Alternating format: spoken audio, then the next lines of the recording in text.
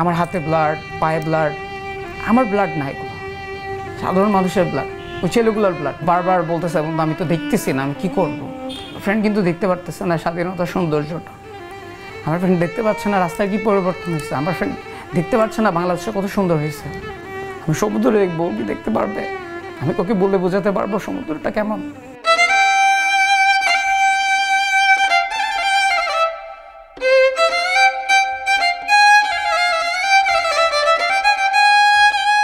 আমার ছেলে যে পুলিশে গুলি করছে, একটু বিচার চাই।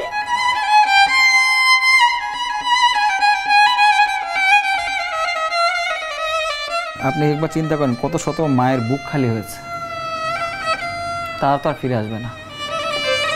যেখানে এত মানুষ মারা গেছে সেখানে না আমার একটা চোখ।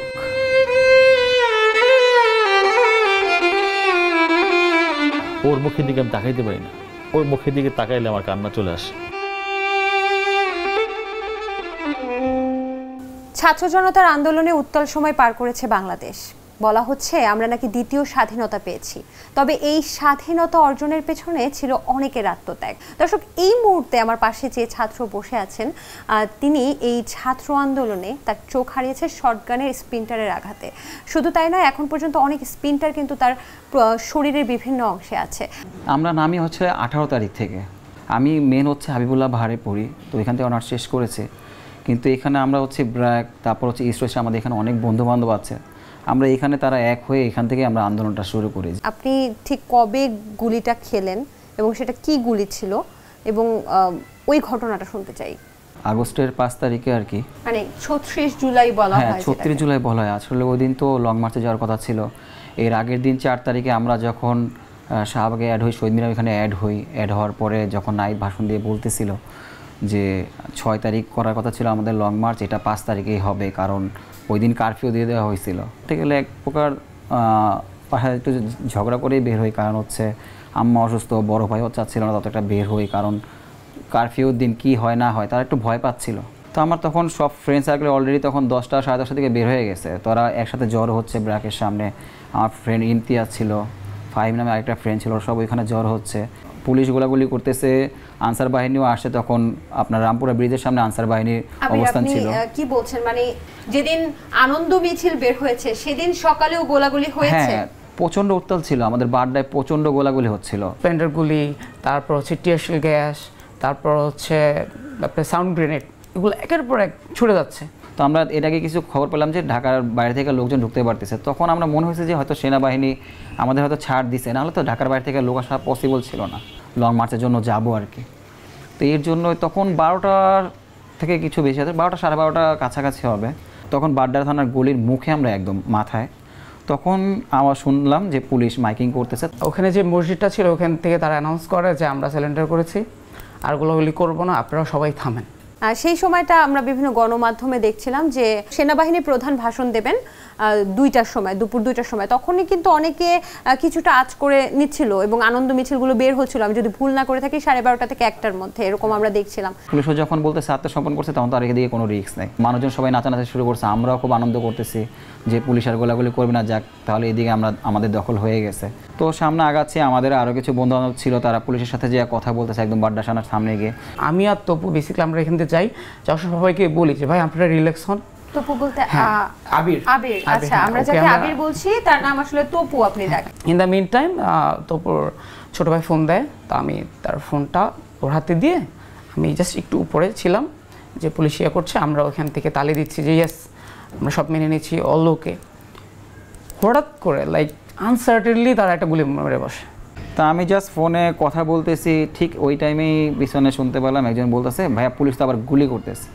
তো জাস্ট আমি ঘুরে তাকাইছি এবং ফার্স্ট শটগানের বুলেটের শটটাই এসে পড়ে আমার মুখে এবং আমার কপালে, চোখে, বিভিন্ন জায়গায়, মানে মুখের বিভিন্ন জায়গায়, আপনি দেখলে বুঝবেন বিভিন্ন জায়গায় যে বুলেটটা আঘাত করে, আমার হাতে পর্যন্ত 3-4 জায়গায় যে আঘাত করে, কারণ ফোনটা কানে ছিল তো, আমি দেখতে পাচ্ছি যে আমার ফোনটা কানে ছিল।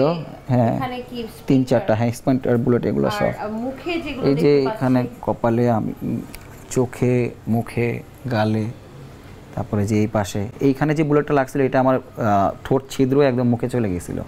এইটা ভিতরে আছে, কিছু বের করতে পারছি, বাকিগুলো বের করতে পারি নাই, চোখে টোকে বিভিন্ন জায়গায় ঢুকে। তখন আমি আসলে চোখে এই যে এই সাইডটা যে এটা কি এই যে এখানে সব সব এখানে পুরো প্রথম বুলেটের স্পিনটার বুলেটের শটটাই পুরো আমার এই পাশটায় পড়ে, কারণ ফোনটা ছিল আমি এইভাবে ঘুরে দেখাইছি, তখনই হচ্ছে এখানে পুরো শটটা পড়ে। আমার মাথাও একটা আছে, তো এখানেই পুরো পড়ার পরে আমি বুঝতে পারি যে আমার মুখে লাগছে, কারণ প্রচণ্ড ব্লিডিং শুরু হলো সাথে সাথে। আমি জাস্ট দেখলাম যে মানে ঘুরার সাথে দেখলাম যে আমার বাম পাশে যে ছেলেটা ছিল এর 2 চোখেই বুলেট লাগছে, ও কিছু দেখতে পাইতেছে না, ওইখানে বসে পড়ছে। তো সাথে সাথে আমরা দৌড় দেওয়া শুরু করি, যেভাবে পারতেছে দৌড় দিয়েছে। আমি দেখলাম যে ইমতিয়াজ আমার থেকে পিছনে পড়ে গেছে, ও আমার কাছাকাছি নাই, তো দৌড়াইতে হবে। তখন আসলে এমন একটা পজিশন ছিল যে কারোর জন্য কেউ দাঁড়াবে এরকম পজিশন নাই, কারণ এলো পাথারি তখন গুলি ছোড়া শুরু হয়েছে কেবল। আমি একটা মানে দোকানের কর্নারে গিয়ে নিজেকে আড়াল করি, ওইখানে প্রায় 15 থেকে 16 জন ছেলে ছিল, তারাও নিজেদেরকে সেভ করার চেষ্টা করতেছিল। ইন দ্য মেইন টাইম শব্দ পাচ্ছি, গুলি তো চলা শুরু করছে, স্টার্ট হয়েছে, বাট থামে নাই। সো আমরা ওটা একটা গেট ছিল, আমরা ওটা ব্রেক করে ভিতরে চলে যাই। যাওয়ার এক পর্যায়ে আমি যখন একটু মাঝামাঝি পর্যায়ে যাই, তখন দেখি যে একটা মাদ্রাসার একটা ছেলে, ওর মাথায় টুপি ছিল, বাট ওর ফেসে ব্লাড, ওর হাতে ব্লাড, ওর পায়ের পুরোটা ফুলে গেছে, ও একদম মুভ করতে পারতেছে না। তো ওরে একটা ছেলে নিয়ে যাচ্ছিল, তখন গুলির শব্দে মানে এতটা পরিমাণ বেড়ে যায়, ওই ছেলেটা ওকে রেখে দৌড়তে পালায়, কারণ তার নিজেকে সেভ করতে হবে। তো আমি তখন ওই ছেলেটা আমার দিকে হাত বাড়ায় দেন, আমি ওকে কোলে করে নিয়ে আমি ওকে রুমের মধ্যে ঢুকাই। তো যেখানে যা পাচ্ছি ঢুকে যাচ্ছি, সো ওইখানে ঢুকাই, ওই ছেলেটাকে ঢুকাই দেন, আরেকটা ছেলে পাই, ও সেম ওখান থেকে ইশারা করছে, ওরও কোলে করে নিয়ে আসি। এভাবে 2 জন করে 3 জনকে ওখানে শোয়ানো হয়। একটা ছেলে রক্তভূমি করতেছে, পাশে একটা ছেলে আবার তাকে ধরে বলতেছে, ভাই আমরা তো জিতে গেছি, আমরা এই শেষ সময় এসে হারলে হবে না, তুমি জেগে থাকো। ও মুভই করতেছে না, কোনো কথা বলতেছে না, ও মুভ করতেছে না, হোয়াট এভার। দেন আমি রুম থেকে পাশের রুমে যাই, যে দেখি আরেকটা ছেলে ওইখানে একটা বিছানায় পড়ে আছে, ওর হাতে অনেকগুলো গুলি লাগছে, ব্লিডিং হচ্ছে। দেন এই পাশেও একজন নিচে বসে আছে। ইন দ্য মিনিট আমার মাথায় আসলো, ও আবির কোথায়? কিন্তু যখন আমি দৌড়াচ্ছি তখন আমার পিঠে এসে প্রায় 7-8টা বুলেটের আঘাত লাগে, স্পিন্টার বুলেটের, শটগানের বুলেটের, হ্যাঁ দ্বিতীয় দফায় লাগে। তো আমি যখন বাম দিকে মোড় নেই, তখন আমার ডান পাশে প্রায় 1 বিঘা কাছেই হবে আমার ছেলেটা 1 থেকে 1.5 হাত ছিটকে গিয়ে পড়লো। ও ঠিক মাথার এখানে বুলেটটা লাগছে। এটা স্পিন্টার ছিল নাকি ডাইরেক্ট বুলেট ছিল আমি সঠিক বলতে পারবো না।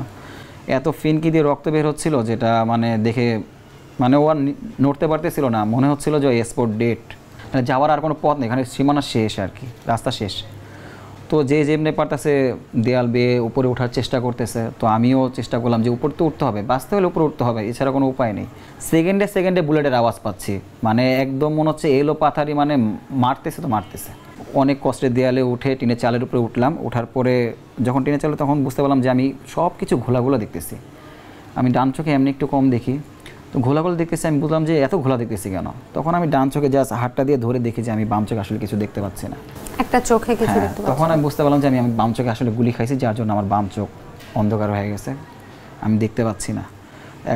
তখন যখন আমি বুঝতে পারছি, তখন আসলে আমার শরীরের শক্তি অলরেডি শেষ হয়ে গেছে, এত রক্ত পড়ছে। আর তখন আমি বলতে গেলে মানে তখন কী হয়েছে, মনোবল হারায় ফেলছে। আমি টিন চাল থেকে যে নামবো, ওই পাশে নামার শক্তিটুকু আমার শরীরে তখন ছিল না। পরে উঠে হচ্ছে ডান পাশে, যখন মসজিদের যে পাশটা, এই পাশে মিনারটা যেখানে, এখানে একটু টিনের চালটা ওই কোনায় ছিল, তো আমি মিনারের পাশে যা বসছি যাতে আমাকে দেখা না যায়।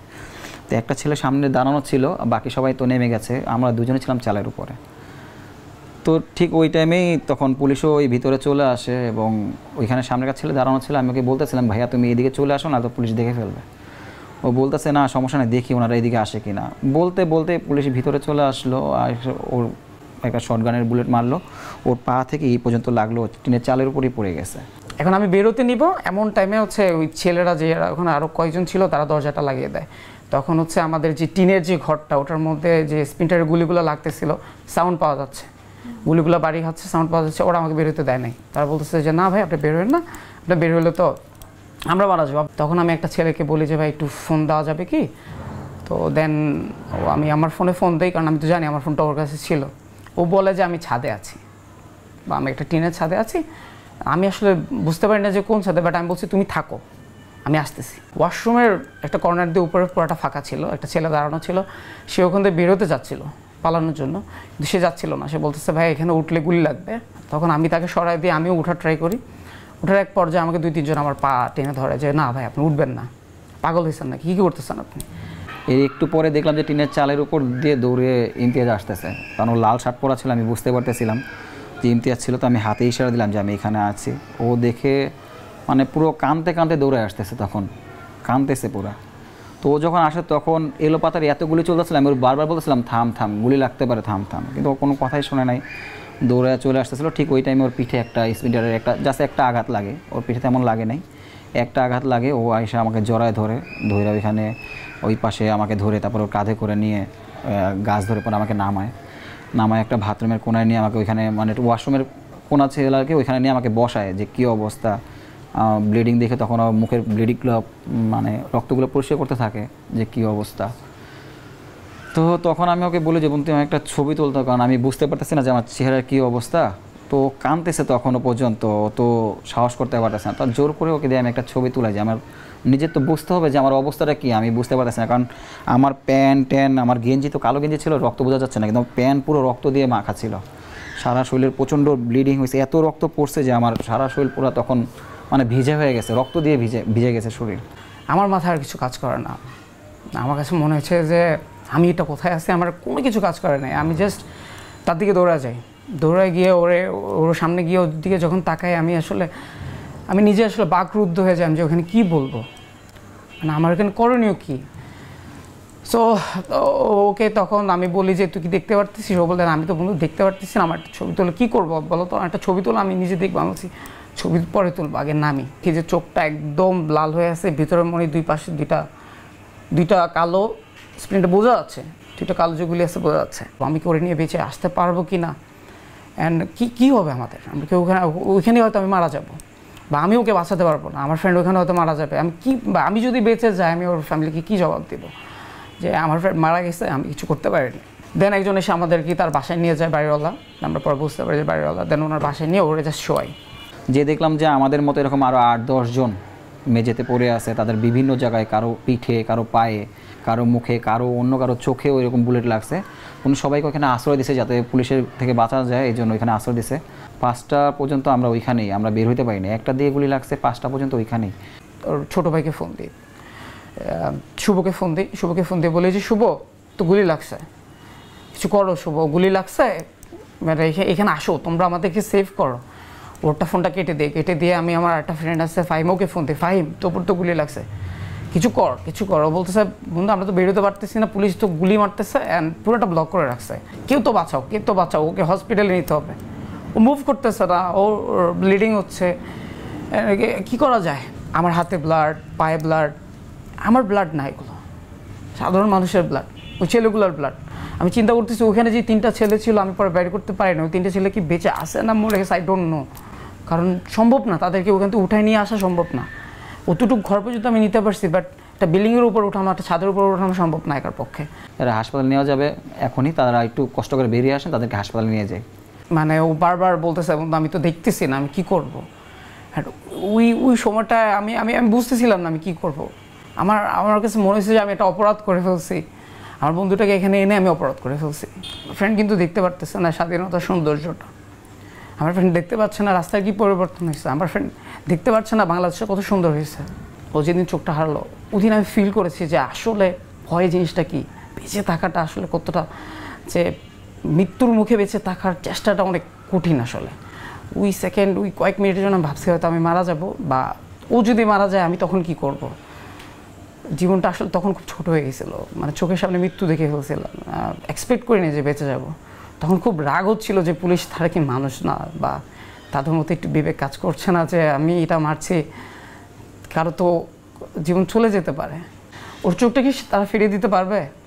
তারা কি তাদের চোখটা বদলে দিতে পারবে না। ও তো কিছু দেখবে না। আমি ঘুরতে যাব, আমি সুন্দর একটা পাহাড় দেখবো, ও তো দেখতে পারবে না। আমি সমুদ্র দেখবো, ও কি দেখতে পারবে? আমি ওকে বলে বোঝাতে পারবো সমুদ্রটা কেমন। তারপর ওই দিনের ঘটনা আপনি বলছিলেন যে তারপর তো দেন খুব কষ্ট লাগছিল, কজ ওই সময়টা খুব ভালো ছিল না, কজ ওরে নিয়ে আমি যাব হসপিটালে, রাস্তা মানুষ দিয়ে ভরা, কেউ মুভমেন্ট করতেছিল না, সরতেছিল না, মানুষের তারা আসলে এনজয় করছিল ঠিক আছে, বাট রাস্তা ব্লক ছিল। মানে ওই সময়টা যে যখন আপনি নিয়ে যাচ্ছেন ওকে, সেই সময়টা তো অলরেডি আপনারা জেনেছেন যে সরকারের পদত্যাগ হয়েছে এবং সবাই বিজয় মিছিল নিয়ে আসছে। ওই সময়টা আসলে আপনি কি চিন্তা করেছেন? সত্যি কথা বলতে গেলে আমার আসলে মাথায় তখন কাজ করছিল না, আমার জাস্ট কাজ করছে যে ওকে বাঁচানো যায় কিনা, বাঁচানো যায় কিনা। হ্যাঁ, আমি দাঁড়িয়ে মানুষকে চিল্লাতে চিল্লাতে বলে যে সবাই সরেন, গুলি লাগছে, সরেন, গুলি লাগছে, সরেন বলতে বলতে আমরা এখানে একটা হসপিটাল আছে, এইমসের হসপিটালে নিয়ে আসি। তখন ভাইয়াকেও ফোন দিয়ে আনা হয়, ভাইয়াও আসে, এসে আমাকে দেখে। তখন আমার হাতে আরও জায়গা, যেমন যে বুলেটগুলো একটু বাইরের দিকে ছিল ওনারা 2-1টা বুলেট একটু বের করে। ওর মুখের দিকে আমি তাকাইতে পারি না, ওর মুখের দিকে তাকাইলে আমার কান্না চলে আসে।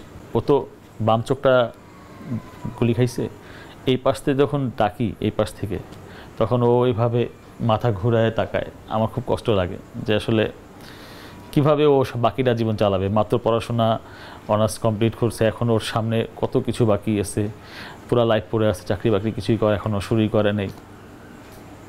ওর তো কোটা আন্দোলনে যাওয়ার ইচ্ছা ছিল না, ওর লাইফে ওর ইচ্ছা ছিল যে দেশের বাইরে কোথাও চলে যাবে। ওরা একটু অন্যরকম না, ওরা আসলে সরকারি চাকরির প্রতি কোনো ছিল না। কিন্তু এই যে ছেলেরা রাস্তায় মারা গেছে, ওর বন্ধু বান্ধব সব নেমে গেছে রাস্তায়, ওকে আটকে রাখতে পারিনি আমরা, চলে গেছে। ওর কথা হচ্ছে যে আমরা অন্যায়ের বিরুদ্ধে নামছি। যে আপনি প্রথম থেকেই 18 জুলাই থেকেই আন্দোলনের সাথে সক্রিয় এবং রাজপথে ছিলেন, বাড্ডায় অনেক অনাকাঙ্ক্ষিত ঘটনা ঘটেছে যেগুলো আমরা দেখেছি। এই বিষয়গুলো কি আপনারা প্রত্যক্ষ করেছেন কিনা, আপনারা আন্দোলনের সময় কি এগুলো দেখেছেন কিনা একটু যদি আমাকে জানাতেন। আমার বাসা বেসিক্যালি ব্র্যাক ইউনিভার্সিটি একদম সাথে, তো আমার 4টা থেকে কিন্তু সব দেখা যায়। 20 তারিখে তখন কারফিউ চলছে, আমার বাসা থেকে যেটা আমি দেখেছি, আমার হচ্ছে ভিডিও ফুটেজ আছে, তারা মেইন রোডে এসে এই সাধারণ মানুষ যারা অতি উৎসাহিত দেখার জন্য কি হচ্ছে কারফিউটা, তাদের কাছে আসলে একটা নতুন কিছু। তখন পুলিশ কি করে, গাড়ি এসে 2-3টা গাড়ি এসে তারা ওর মুখে এসে দাঁড়িয়ে তারা গুলি মারতেছিল। এই ফুটেজ আপনার কাছে আছে? আমার কাছে সেই ফুটেজ আছে, তারা গুলি মারতেছিল।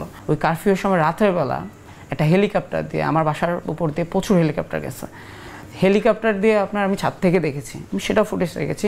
তারা লাইট দিয়ে চেক করছিল যে রাস্তায় বা কোনো ছাদে কোথাও কোনো মানুষ আছে কিনা। অ্যান্ড তারা হেলিকপ্টার থেকে সাউন্ড গ্রেনেড ফলাইছে, হেলিকপ্টার সাউন্ড গ্রেনেড ফলাইছে। এটার ভিডিও আমার কাছে আছে, হেলিকপ্টার থেকে বোমা পড়ছে, অ্যান্ড ওটা যে বাস্ট হয়েছে আমার চোখের সামনে বাস্ট হয়েছে। জাফর ইকবাল স্যার আমাদের খুবই সম্মানীয় একজন লেখক, তিনি আমার বন্ধু রাশেদ নামেও একটা মুক্তিযুদ্ধের কিন্তু সিনেমা লিখেছেন তিনি। আপনি তো একজন মিডিয়ার ব্যক্তিত্ব, একটু জানতে চাই যে এই যে ওনার যে একটা বক্তব্য যে ঢাকা ইউনিভার্সিটিতে আমার যাওয়ার পরেই আমি দেখব যে রাজাকারের বাচ্চাদের চেহারা, আমি আর ওখানে যাব না, এই বক্তব্যটা আপনি কিভাবে বিবেচনা করছেন? জাফর ইকবাল স্যার উনি ওনার লাইফে যেই লেখা লিখছে সেগুলো উনি নিজেই ভুলে গেছে। উনি মুক্তিযুদ্ধ ভিত্তিক যেই লেখাগুলো লিখছে, আমার বন্ধু রাশেদ সোহরা যে বইগুলো উনি লিখছে, এগুলো তো আমরা ছোটোবেলা থেকে পড়ে বড় হয়েছি। আমি পার্সোনালি ওনার অনেক বড় ফ্যান ছিলাম।